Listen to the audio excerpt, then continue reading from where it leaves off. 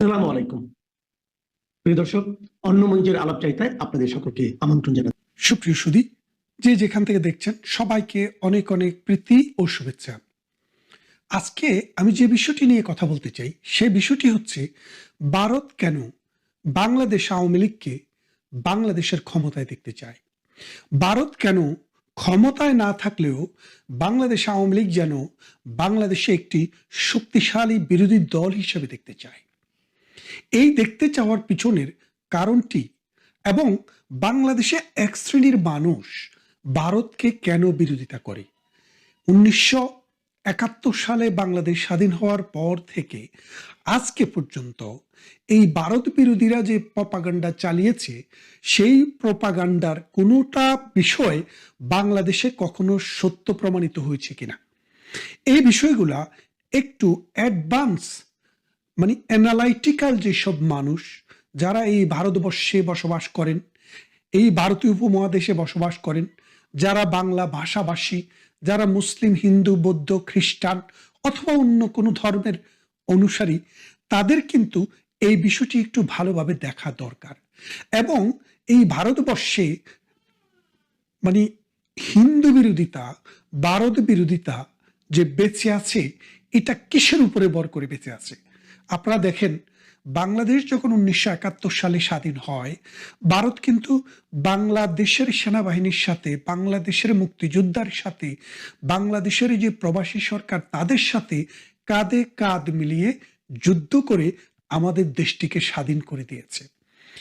আমরা জানি ইরাকে অথবা অন্য কোনো দেশে যেখানে আমেরিকা যুদ্ধ করেছে, অথবা দ্বিতীয় বিশ্বযুদ্ধের সময়ে জাপানের বিরুদ্ধে এবং কোরিয়ার জার্মানির বিরুদ্ধে, ইতালির বিরুদ্ধে যে মিত্রবাহিনীর সৈনিকেরা জয়লাভ করেছে, তার 50 বছর পর্যন্ত এই মিত্রবাহিনীকে সেই দায় শোধ করতে হয়েছিল জাপানকে, জার্মানিকে এবং ইতালিকে। তাহলে বাংলাদেশকে যে স্বাধীন করে দেওয়ার ক্ষেত্রে একটা বড় ভূমিকা রেখেছিল ভারত। ভারত কি বাংলাদেশের কাছ থেকে কোন রকম অর্থনৈতিক সহযোগিতা নিয়েছিল কিনা? অর্থাৎ ভারতীয় বাহিনী বাংলাদেশে যুদ্ধ করার সময় তার বাহিনীর যে অনেক সৈনিক মারা গিয়েছে, কেউ বলেন 1500, কেউ বলেন 2000, কেউ বলেন 20,000, আমরা সঠিক সংখ্যাটি জানি না। তবে সর্বনিম্নে যে সংখ্যাটি আছে সেটিও 2000-এর উপরে। এই যে 2000-এর উপরে ভারতীয় সৈন্য বাংলাদেশের স্বাধীন দেশকে স্বাধীনতা করে দেওয়ার জন্য, স্বাধীন করার জন্য যে জীবন দিয়ে গেলেন, সেই স্বাধীন করা দেশ ভারতকে কি কোনো পেমেন্ট দিয়েছিল? ভারত কি এর বিনিময়ে বাংলাদেশের কাছ থেকে কোনো অর্থ পেয়েছিল, সোনাদানা পেয়েছিল, নাকি অন্য কোনো কিছু পেয়েছিল? পায়নি। কেন পায়নি? কারণ ভারত তো বিনিময়ের জন্য বাংলাদেশে আসেনি। বিনিময়ের জন্য মানুষ ট্রেড করে, ভারত ট্রেড করতে আসেনি। ভারত বন্ধুত্বের টানে, ভালোবাসার টানে বাংলার মানুষকে ভালোবেসে এসেছিল। এবং ভারত চেয়েছিল যে এই বাংলা হবে একটি গণতান্ত্রিক রাষ্ট্র, একটি অসাম্প্রদায়িক রাষ্ট্র। যেই অসাম্প্রদায়িক চেতনা, যেই গণতান্ত্রিক চেতনা ভারতের জন্মের প্রথম দিন থেকেই ভারতবর্ষে আছে, কিন্তু পাকিস্তান নামক যে রাষ্ট্রটি জন্ম হয়েছে সেখানে কখনো ছিল না, এখনো নেই। তাহলে দেখেন, ভারত বাংলাদেশে স্বাধীনতা যুদ্ধে অংশগ্রহণ করলো, 1 কোটি শরণার্থীকে নিজের দেশে আশ্রয় দিয়ে খাওয়ালো, বাসস্থান দিল, চিকিৎসা করালো, বাচ্চাদেরকে স্কুলে যাওয়ার ব্যবস্থা দিল। দেশ স্বাধীন হওয়ার পর তাদেরকে আবার এই বাংলাদেশে ফিরিয়ে দিল, কিন্তু তার বিনিময়ে তারা কিছুই পেল না। বাংলাদেশের মুক্তিবাহিনী ভারতের ট্রেনিং নিল, ভারত তাদেরকে খাবারের ব্যবস্থা করলো। এই যে সেনাবাহিনী বা মুক্তিবাহিনী যারা উর্দি পড়তো, সেই উর্দিটাও ভারত দিয়েছিল। যে রাইফেল ছিল, এই রাইফেলটিও ভারত দিয়েছিল। মেশিন গান, স্টেন গান, শর্ট গান, যেই সব কামান, মোটর শেল যা কিছু এসছে সব কিন্তু ভারতের প্রতিরক্ষা মন্ত্রণালয় থেকে যে বরাদ্দ ছিল তাই দিয়েই কিন্তু বাংলাদেশ যুদ্ধ করেছে। অথচ আমাদের মধ্যে এমন নিমক হারাম মানুষ এই বাংলাদেশেও জন্মাইছে যারা ভারতের বিরুদ্ধে নিন্দা প্রস্তাব দেয়, মিথ্যা কথা বলে, প্রপাগান্ডা চালায়। অথচ আমরা জানি যে আমরা ছোটবেলায় যখন বঙ্গবন্ধুকে হত্যা করা হয় 1975 সালে, তারপরে আমরা শুনলাম কি, মানে বিএনপির পুরা জামানায়, এরশাদের পুরা জামানায় আমরা শুনতাম যে ভারতের সাথে একটা গোলামি চুক্তি হয়েছে। যেই গোলামি চুক্তিটি হচ্ছে, ভারত পৃথিবীর কোনো দেশের সাথে, কোনো রাষ্ট্রের সাথে, কোনো প্রতিষ্ঠানের সাথে চুক্তি করতে হলে ভারতকে জানাতে হবে, এবং ভারত কোনো, মানে ভারতের অনুমোদন ছাড়া বাংলাদেশ দেশের বাইরে কোনো কিছু করতে পারবে না। বাংলাদেশের সেনাবাহিনী থাকবে না, বাংলাদেশে কোনো আর্মি থাকবে না, এরকম মিথ্যাকার অনেক কথা আমরা শুনেছি। কিন্তু এগুলো যে মিথ্যা কথা, পরবর্তী যুগে এসে আমাদের প্রজন্ম সেটা জানলো। দেখেন, পৃথিবীতে যে কোনো দেশ যখন সেনাবাহিনী দিয়ে, শক্তি দিয়ে স্বাধীন করে দেয়, সেই দেশের সেনাবাহিনী অন্তত 5 বছর সেখানে থাকে। জাতির জনক, শতাব্দীর মহানায়ক, বাঙালি জাতির রাখালের রাজা বঙ্গবন্ধু শেখ মুজিবুর রহমান যখন পাকিস্তানের কারাগার থেকে মুক্তি পেয়ে 10 জানুয়ারি 1972 সালে যখন কলকাতায় গেলেন, ভারতে গেলেন, তখন তিনি ইন্দিরা গান্ধীকে বললেন, আপনার সৈন্যবাহিনী কবে ফেরাবেন? আমি চাই আপনি 26শে মার্চ, আমাদের যেটি স্বাধীনতা দিবস 1972 সাল, সেই দিবসের আগেই ফিরিয়ে নেন। এবং ইন্দিরা গান্ধী কোনো বিলম্ব না করে, কোনো বনিতা না করে 1972 সালের 26শে মার্চের ভিতরে সমস্ত সেনাবাহিনীকে ফিরিয়ে নিয়েছে। দেখেন, যেই বাংলাদেশের স্বাধীনতার জন্য মিসেস শ্রীমতী ইন্দিরা গান্ধী পৃথিবীর দ্বারে দ্বারে ঘুরেছে, তারা নিজেরা রাশিয়ার সাথে চুক্তি করে, মৈত্রী চুক্তি করে, রিস্ক নিয়ে বাংলাদেশকে স্বাধীনতায় সহযোগিতা করেছে। সেই বাংলাদেশের প্রধানমন্ত্রী, সেই বাংলাদেশের স্থপতি, জাতির জনক বঙ্গবন্ধু শেখ মুজিবুর রহমান ইন্ডিয়ার কাছে প্রথমেই সেনাবাহিনী ফিরিয়ে নেওয়ার দাবি জানালেন, এবং তার দাবির প্রতি সম্মান দেখিয়ে তারা সেটা করলেন। তারপরে দেখেন, বঙ্গবন্ধুকে 1975 সালে যখন হত্যা করা হয়, পাকিস্তানি ন্যারেটিভ যখন জিয়াউর রহমানের হাত ধরে আবার বাংলাদেশে প্রথম ফিরে আসে, মৌলবাদীদের চক্র, স্বাধীনতা বিরোধীদের চক্র, সাম্প্রদায়িক চিন্তা চেতনার মানুষের যে চক্র, সেই মানুষের চক্করে পড়ে জিয়াউর রহমান যখন ক্ষমতা গ্রহণ করেন, তখন কিন্তু ভারত, এত বড় রাষ্ট্র, এত বড় সেনাবাহিনী, পাকিস্তানের বিরুদ্ধে যুদ্ধ করে বাংলাদেশকে স্বাধীনতা করতে সহযোগিতা করেছিলেন, তারা কিন্তু সেনাবাহিনী দিয়ে বাংলাদেশে কোনো রকমের বিতর্কিত ভূমিকা পালন করেননি। তারা কিন্তু বন্ধুপ্রতিম রাষ্ট্র হিসেবে যারাই ক্ষমতায় এসছে, তাদের সাথেই সহযোগিতার মনোভাব নিয়ে দেশ পরিচালনায় তাদেরকে সহযোগিতা করেছেন। তারপর জিয়াউর রহমানকে হত্যা করার পর এরশাদ যখন এসছে, তখনও কিন্তু তারা সহযোগিতাই করেছে। ভারত বাংলাদেশের 1 ইঞ্চি মাটিও কোনোদিন দখল করার চেষ্টা করেনি এবং দখল করেনি। বাংলাদেশে 1972 সালে ইন্দিরা মুজিবের যে চুক্তি হয়েছিল, সেই চুক্তিতে 73 সালে সম্ভবত চুক্তিটি কত সালে হয়েছিল আমার এই মুহূর্তে মনে নেই। সেই চুক্তিতে, যে চুক্তিতে আমাদের যে সীমান্ত পুনর্বিন্যাস, মানে আমাদের যে সীমান্ত সমস্যা, বেরুবাড়ি, আঙ্গুরপোতা, দহগ্রাম, 3 বিঘা করিডোর সহ অসংখ্য সীমানায় অসংখ্য ছোট ছোট এই ভূখণ্ড ছিল, যে ভারতের ভিতরে বাংলাদেশের, আবার বাংলাদেশের ভিতরে ভারতের। 10,000 হেক্টর জমি ভারত বাংলাদেশকে ছেড়ে দিয়ে এই মোদির সরকার, প্রধানমন্ত্রী শেখ হাসিনার সময়ে সেটিকে তাদের সংসদে রেকটিফাই করে নিলেন, এবং 2 দেশের মানুষ খুশি হলো, এবং যেই সব সীমান্তবর্তী মানুষ ছিল তারা আনন্দের সহিত তাদের পছন্দ মতো রাষ্ট্রের নাগরিকত্ব গ্রহণ করলো। তারপরে দেখেন, আমাদের সাথে ভারতের একটি সমুদ্র সীমা নিয়ে ডিসপিউট ছিল, যেটি 25,000 বর্গ কিলোমিটার। সেটাতে ভারত বলল, আমরা বন্ধুপ্রতিম রাষ্ট্র, আমরা আপনাদের সাথে ঐক্যমত্য, এবং সেটি জার্মানিতে একটি আরবিট্রেশন হলো। সেই আরবিট্রেশনে আমরা পেলাম 21,500, আর ভারত পেল 4,500, এবং আমরা শান্তিপূর্ণ সমাধান করলাম। গঙ্গায় পানি আসে না, হার্ডিন্স ব্রিজের নিচ দিয়ে ট্রাক চলে, হেলিকপ্টার চলে, সেই গঙ্গায় পানি আনলেন প্রধানমন্ত্রী শেখ হাসিনা ভারতের সাথে চুক্তি করে 25 বছরের, যেটির মেয়াদ শেষ হয়ে যাবে আগামী বছর।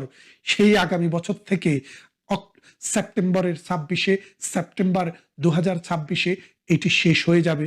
যদি পানি না আসে তখন কি হবে আপনারা দেখবেন।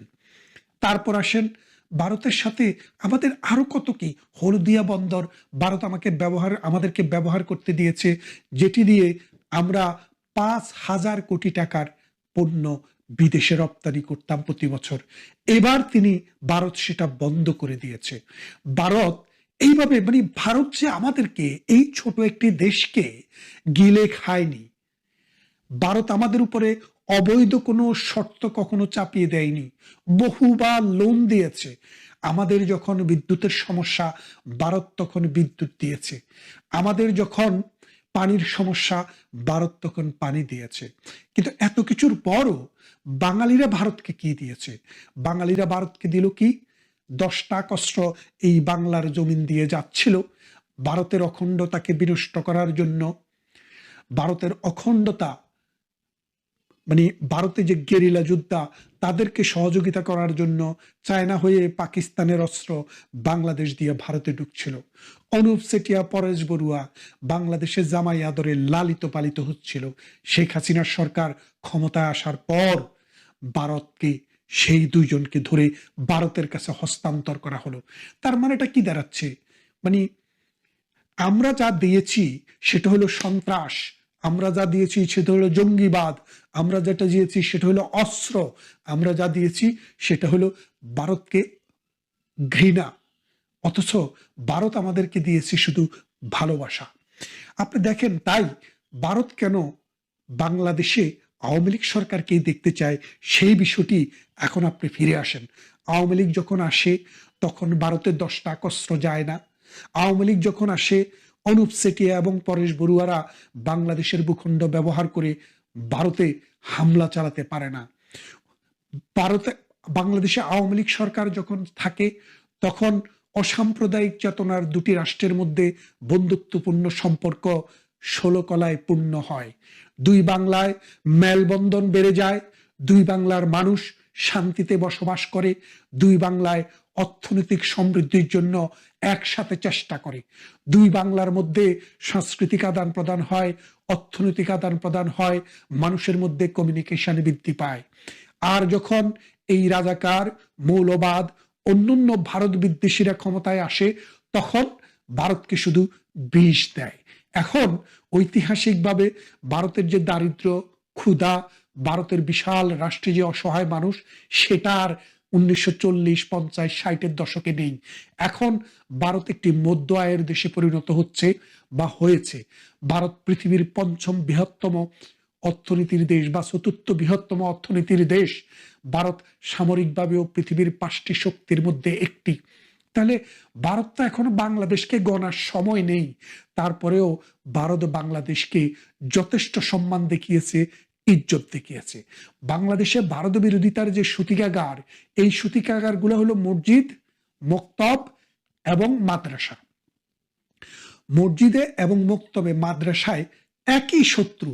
এই মাদ্রাসাতে যখন ছোটবেলায় একটা শিশু যায়, তার মাথায় পুরো পৃথিবী না দিয়ে, তার মাথায় মানবিকতা না দিয়ে, তার মাথায় বিজ্ঞান চেতনা না দিয়ে, তার মাথার ভিতরে ঢুকানো হয় হিন্দু নাপাক, হিন্দুত্ববাদের বিরুদ্ধে তার মধ্যে একটা ঘৃণা তৈরি করা হয়, ভারতের বিরুদ্ধে একটা ঘৃণা তৈরি করা হয়।